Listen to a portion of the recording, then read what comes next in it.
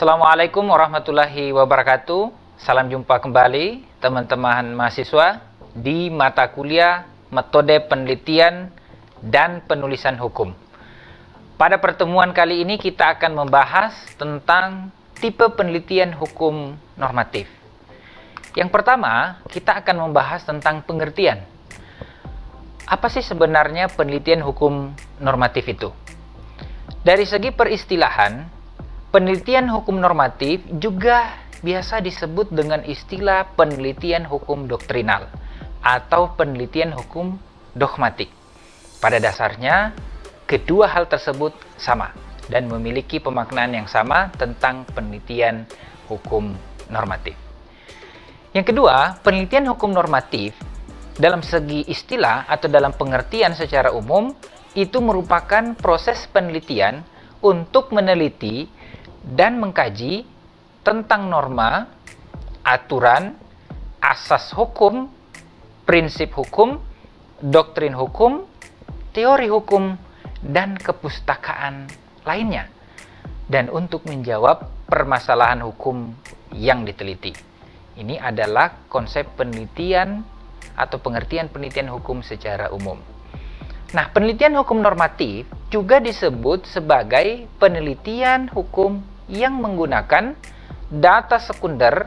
Nah, di mana data sekunder ini berupa peraturan perundang-undangan, putusan pengadilan, asas-asas hukum, prinsip-prinsip hukum, ajaran hingga kepada doktrin-doktrin hukum.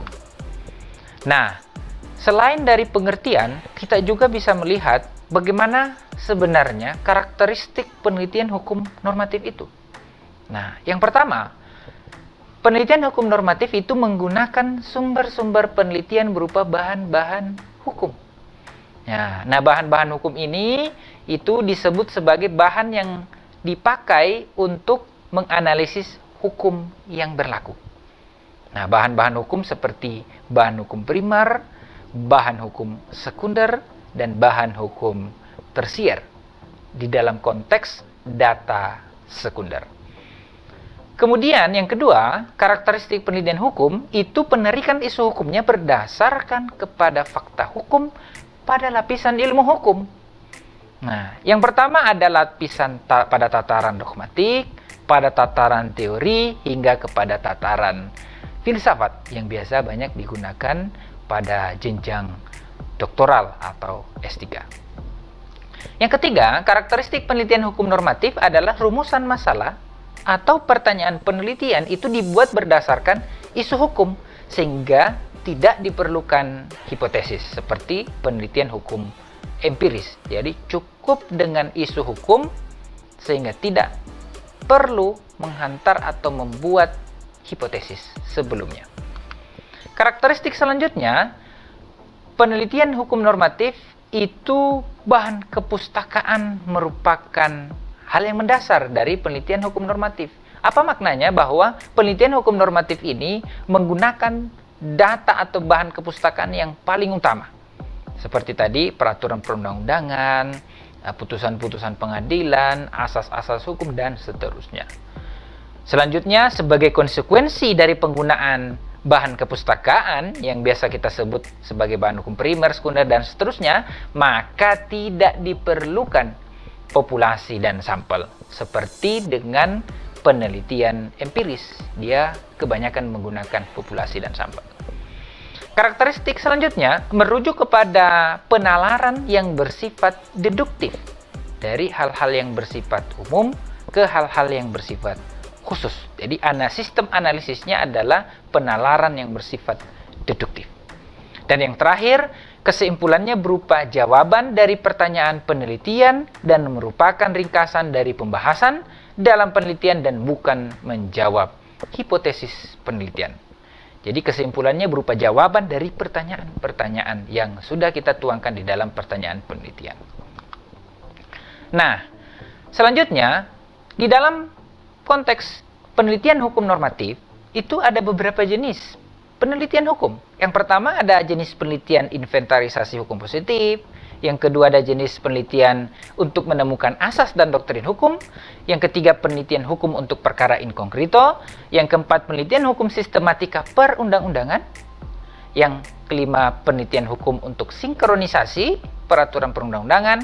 Yang keenam penelitian perbandingan hukum. Dan yang terakhir ada penelitian sejarah hukum. Mari kita ulas satu persatu. Nah, apa maksud dari penelitian inventarisasi hukum itu? Atau inventarisasi hukum positif?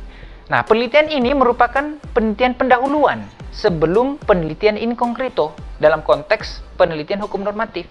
Jadi penelitian ini dilakukan terhadap asas, doktrin hukum, taraf sinkronisasi vertikal dan horizontal, termasuk kepada perbandingan hukum hingga pelaksanaan penelitian-penelitian lainnya. Jadi sebelum dilakukan penelitian-penelitian lainnya, dilakukan penelitian pendahuluan yang biasa disebut jenisnya adalah penelitian inventarisasi hukum positif. Nah, penelitian ini bukan hanya sekedar mengumpulkan peraturan semata, tetapi juga memberikan koreksi dan menyusun ya secara tersistem yang bermuara kepada peraturan yang diatur melalui sistem yang komprehensif. Nah, jadi semua peraturan yang ada secara hukum positif dikumpulkan dan diatur secara komprehensif melalui sistem yang sudah kita tetapkan. Yang kedua, ada jenis penelitian hukum untuk menemukan asas dan doktrin hukum. Apa itu? Nah, jenis penelitian ini bertujuan untuk menemukan asas atau doktrin dalam hukum positif yang berlaku. Jadi ketika ada hukum positif yang berlaku, jenis penelitian yang kita gunakan adalah penelitian asas dan doktrin hukum, maka kita mencari asasnya. Nah, penelitian ini juga biasa disebut penelitian dogmatik atau doctrinal research.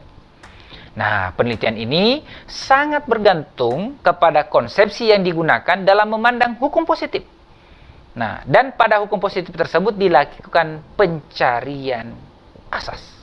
Jadi ketika ada hukum positif dilakukan pencarian asas. Apa makna atau apa asas dari hukum positif tersebut? Dan konsepsi dalam memandang hukum positif di sini itu tidak hanya sebatas yang tertulis dalam konteks hukum tertulis saja, tetapi juga bermuara kepada hukum yang tidak tertulis. Contohnya adalah hukum-hukum adat.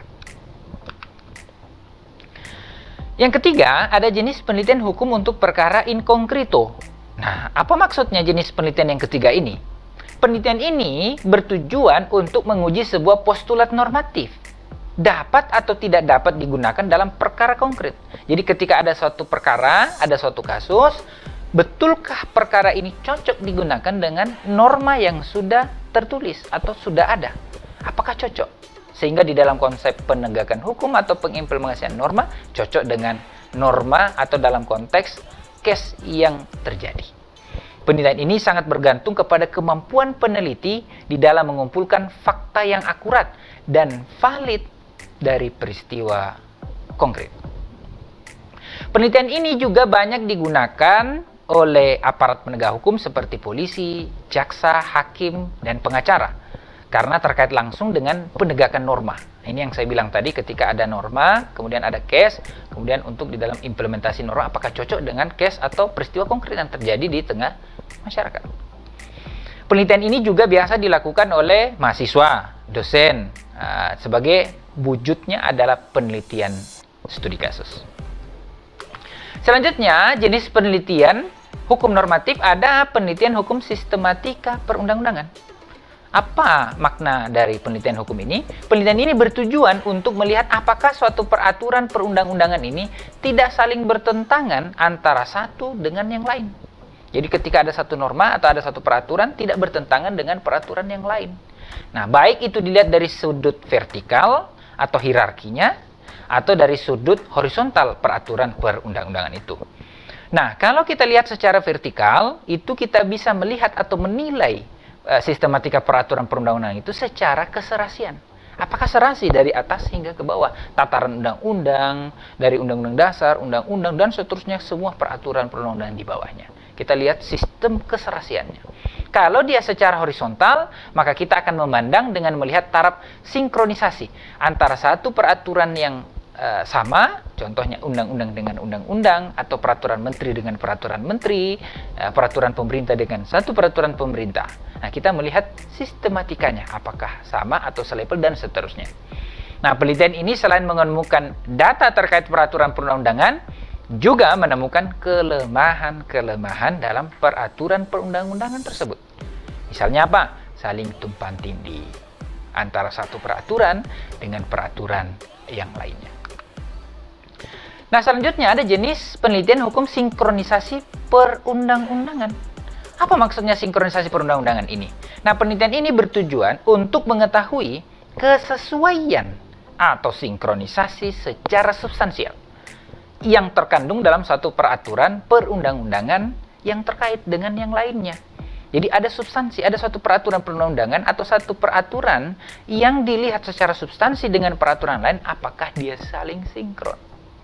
Nah, terdapat dua taraf yang untuk kita lakukan penelitian sinkronisasi ini. Yang pertama, taraf sinkronisasi secara vertikal dan taraf sinkronisasi secara horizontal. Kalau dia vertikal, itu taraf sinkronisasi yang bermakna peraturan lebih rendah tidak boleh bertentangan dengan peraturan yang lebih tinggi. Nah, ini kita bisa menggunakan asas lex superior derogat legi inferior. Jadi suatu peraturan yang lebih rendah sebenarnya tidak boleh bertentangan dengan peraturan yang lebih tinggi.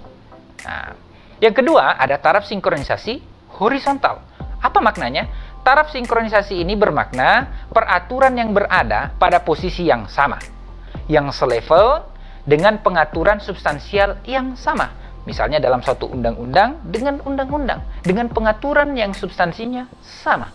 Contoh, undang-undang sistem peradilan pidana anak dalam konteks anak misalnya, dan undang-undang tentang perlindungan anak dalam konteks anak pula. Jadi, undang-undang yang sama mengatur substansial yang hampir sama. Sehingga kita lihat apakah secara horizontal memiliki sinkronisasi atau tidak. Nah, selanjutnya ada penelitian perbandingan hukum. Nah, jenis penelitian ini merupakan penelitian yang memperbandingkan suatu sistem hukum, baik itu secara konsepsi, sumber-sumber hukum, termasuk latar belakang budaya. Nah, perbandingan sistem hukum atau penelitian perbandingan hukum ini itu ada dua gambaran, seperti penelitian perbandingan hukum secara fungsional dan perbandingan hukum secara struktural. Kalau dia fungsional, itu cara peranata hukum menyelesaikan suatu masalah atau menghasilkan atau membentuk perilaku yang diinginkan. Jadi yang diteliti adalah cara peranata hukum untuk menyelesaikan suatu masalah yang ada. Sedangkan perbandingan hukum struktural ini digunakan sebagai referensi dalam mengadakan perbandingan yang menghasilkan perbandingan suatu sistem hukum yang tidak berbeda secara ideologi sosial pada masyarakat. Selanjutnya ada istilah atau jenis penelitian yang terakhir adalah penelitian secara hukum. Nah, penelitian ini merupakan penelitian yang dilakukan dengan menelaah terhadap sumber-sumber yang berisi informasi-informasi masa lalu dan dilakukan secara sistematis. Nah, penelitian ini bermaksud membuat rekonstruksi secara sistematis dan objektif dengan cara mengumpulkan, mengevaluasi, memverifikasi bukti-bukti untuk mengambil kesimpulan. Nah, penelitian ini memberikan gambaran utuh tentang peristiwa masa lalu yang menjadi landasan atau menjadi dasar merumuskan kaidah yang berlaku misalnya hari ini. Misalnya sebelum kemerdekaan dan di masa menjelang kemerdekaan hingga setelah merdeka. Jadi ada tiga waktu dan landasan inilah yang mempengaruhi pembentukan dari suatu norma hukum atau kaidah hukum. Nah, itulah kita melakukan penelitian secara hukum. Dan penelitian ini sangat bergantung kepada keabsahan dan validitas data. Jadi semakin absah dan semakin valid, maka penelitian sejarah hukum akan memberikan suatu ukuran-ukuran tersendiri. Karena kenapa? Dia menguji sejarah. Dan kita tahu sejarah itu hanya bisa diketahui dengan melakukan penelitian yang mendalam, dengan konsep validitas yang betul-betul benar, sah, dan dapat digunakan di dalam konsep penelitian. Nah, selanjutnya, di dalam pendekatan penelitian hukum normatif ada beberapa jenis pendekatan yang biasa kita gunakan dan bisa teman-teman gunakan untuk melakukan penelitian hukum normatif. Yang pertama ada pendekatan perundang-undangan, yang kedua ada pendekatan kasus, yang ketiga ada pendekatan histori, yang keempat ada pendekatan komparatif, Yang kelima ada pendekatan konseptual. Yang keenam ada pendekatan analitis. Yang ketujuh ada pendekatan filsafat. Kedelapan pendekatan konstitusional. 9 pendekatan teori. Dan yang terakhir bisa juga menggunakan pendekatan interpretasi. Nah, mari kita ulas satu persatu. Nah, kalau dari penelitian hukum normatif dengan menggunakan pendekatan perundang-undangan, nah, pendekatan ini dilakukan dengan menelaah semua peraturan perundang-undangan. Jadi dengan menggunakan pendekatan perundang-undangan, semua perundang-undangan kita lakukan penelaah. Ya, yang bersangkut paut dengan permasalahan yang sedang dikaji. Nah, dan menggunakan bahan hukum yang berupa perundang-undangan sebagai acuan dasar. Jadi ketika melakukan penelitian hukum normatif dengan menggunakan pendekatan perundang-undangan, maka acuan dasarnya adalah perundang-undangan. Yang kedua, ada pendekatan kasus atau case approach. Apa itu pendekatan kasus? Pendekatan ini dilakukan dengan menelaah kasus-kasus yang berkaitan dengan isu yang dihadapi. Nah, kasus-kasus yang ditelaah ini merupakan kasus-kasus yang telah memiliki putusan pengadilan yang berkekuatan hukum tetap. Nah, putusan-putusan pengadilan ini yang diteliti itu biasanya adalah pertimbangan hakim. Apa yang menjadi dasar dari pertimbangan hakim untuk memutuskan perkara atau menyelesaikan suatu perkara. Sehingga di dalam proses penyusunan, argumentasi yang kita bangun itu dapat dilakukan secara pengkajian sehingga melahirkan suatu argumentasi yang jelas. Selanjutnya ada pendekatan histori atau pendekatan sejarah. Nah, pendekatan ini dilakukan dengan menelaah latar belakang dan perkembangan histori suatu isu hukum, serta untuk mengetahui dan mendalami nilai-nilai sejarah ya, yang melatar belakangi atau mempengaruhi sebuah peraturan perundang-undangan itu lahir. Jadi sejarah-sejarah terkait dengan pembentukan norma itu kita telusuri dengan menggunakan pendekatan histori. Selanjutnya ada pendekatan komparatif. Apa itu pendekatan komparatif? Pendekatan ini dilakukan untuk membandingkan peraturan hukum atau putusan pengadilan di suatu negara atau antar negara, termasuk perbandingan sistem hukum. Jadi teman-teman yang ingin melakukan perbandingan sistem hukum, misalnya antara Indonesia dengan negara-negara yang lain, misalnya dengan negara dengan sistem hukum common law, dengan sistem hukum civil law, dan seterusnya, atau melakukan perbandingan antara Indonesia dengan negara-negara tertentu dalam konteks peraturannya, maka bisa menggunakan pendekatan komparatif. Yang selanjutnya ada pendekatan konseptual. Nah, apa itu pendekatan konseptual? Pendekatan ini beranjak dari pandangan dan doktrin-doktrin yang berkembang dalam ilmu hukum yang selanjutnya melahirkan pengertian, konsep, asas hukum yang relevan dan terhadap isu yang terjadi atau yang dihadapi di dalam konteks penelitian. Jadi menggunakan pendekatan konsep ini akan memberikan pandangan-pandangan dari pandangan para ahli dan seterusnya, doktrin-doktrin dan seterusnya, sehingga kita bisa melahirkan sebuah pengertian, asas dan seterusnya. Selanjutnya ada pendekatan analitis. Nah, apa yang dimaksud dengan pendekatan analisis ini? Pendekatan ini dilakukan dengan menelaah makna suatu istilah hukum berupa pengertian, asas, kaidah, sistem dan konsep norma, termasuk mengetahui makna yang dikandung dalam istilah tersebut. Jadi ketika ada pengaturan atau istilah dalam konsep hukum, kita mau meneliti dengan menggunakan pendekatan analis, maka kita dapat mempermudah hasil penelitian kita untuk mencapai sebuah pengertian atau mencari tahu apa makna dari pengertian tersebut. Yang selanjutnya ada juga pendekatan filsafat. Nah, pendekatan ini sering digunakan oleh teman-teman kita yang berada di jenjang yang strata 3 atau doktoral. Bisa juga digunakan oleh mahasiswa tingkat magister dan sarjana. Nah, pendekatan ini dalam konteks pendekatan filsafat ini dilakukan untuk melihat hukum sebagai perwujudan nilai-nilai filosofis dan cita-cita luhur suatu masyarakat atau bangsa dengan cara sesuai dengan sifat filsafat seperti menyeluruh, mendasar, dan spekulatif. Kemudian ada juga pendekatan konstitusional. Apa yang dimaksud dengan pendekatan konstitusional? Pendekatan ini dilakukan dengan mengkaji perkembangan sistem hukum suatu negara melalui telaah konstitusi. Jadi ketika teman-teman ingin melakukan kajian norma atau sistem hukum suatu negara dengan mendasar kepada konstitusi dari negara tersebut, maka teman-teman pasti menggunakan pendekatan konstitusional. Yang selanjutnya ada pendekatan teori. Nah, apa pendekatan teori ini? Pendekatan teori ini berdasarkan kepada teori-teori atau yang melandasi terbentuknya norma. Teori-teori hukum, teori-teori sistem-sistem hukum, dan seterusnya teori-teori yang berkaitan dengan kajian penelitian kita. Sehingga dapat menjawab isu yang dihadapi atau konteks pertanyaan penelitian. Dan yang terakhir, teman-teman bisa menggunakan pendekatan interpretasi. Nah, pendekatan ini merupakan pendekatan dilakukan untuk mengatasi permasalahan hukum yang dasar atau landasannya kurang jelas melalui penafsiran atau interpretasi yang akan menghasilkan argumentasi dan konklusi yang logis dan preskriptif. Sampai di sini materi kita hari ini.